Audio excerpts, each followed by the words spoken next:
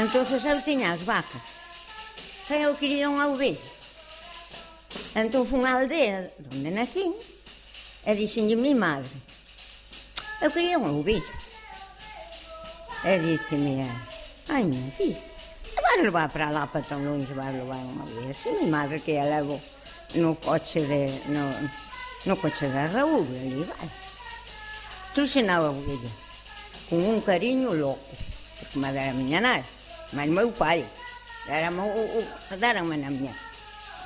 E resulta que por aquí entonces había vacas, pero non tiñan ovellas, e non había carneiros. E eu levei a unha aldea porque había, para cubrir a ovella.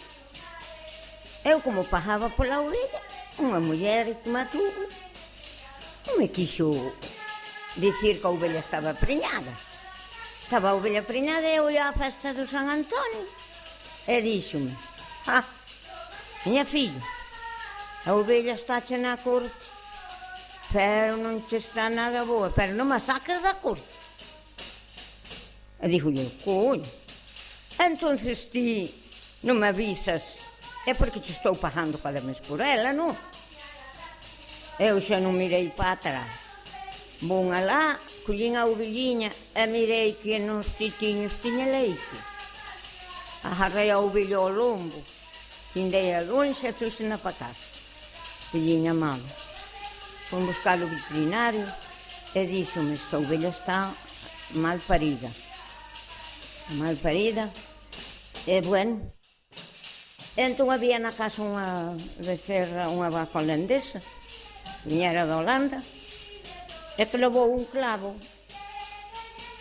e colleu infección e veu unha xunta de veterinarios que se lle puxo nun cadrillo e deron unha medicina de estreptomicina e quedaron en visión. E díxeme unha das miñas jefas, díxeme, mira, poñémosle a inyección de estreptomicina. E díxolle, había un pelleiro e era no lado do baile. E díxolle, sí que poñemos. Se morre está para iso. E se non morre, resulta que a ovella non morreu. Non morreu, pero valía as mellores 5... Ela estivo preñada 11 meses. Estes aos 6 meses, nun lado da barriga, saliu unha cousa negra. Dixen, guau, mira, isto... A ovella ten un cacho negro. E que raio pode ser iso? E botaba así como puntiños para fora. Fui no veterinario e díceme, ai, está que operarlo. Que operarlo.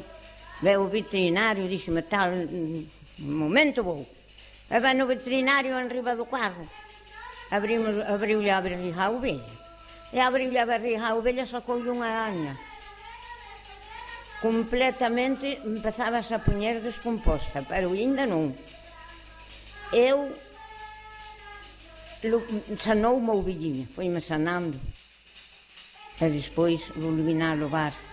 E dixo-me a doenha que lle levei, a outra, que aquela tratei-na mal, azul, non sei o que lle dixo. E dixo-me ela, mira, miña filha, ven buscar a ovelha, que só lle está debaixo do solteiro. Trouxen a ovelha para a casa e curou-lhe máis aquilo, levei na redondela, deu-me 400 pesetas. Para as 400 pesetas comprei outra.